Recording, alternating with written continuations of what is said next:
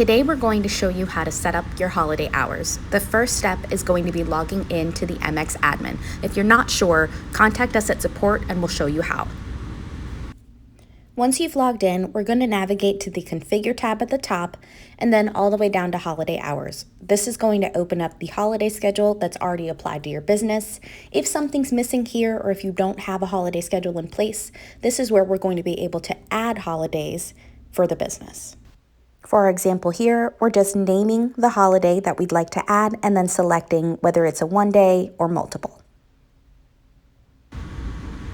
Next, we're going to click on Auto Attendant and Schedule. This is going to open up your Auto Attendant schedule window, and this is where you're going to see your call routing schedule. Just make a note of the holiday entry at the top of the list. If your schedule doesn't have this entry, one will need to be created. You'll click on New to open up the schedule record, you'll name it, and then you'll select holidays for when you would like this to be played. This is also where you're going to select the script to be played during those holidays, as you see below.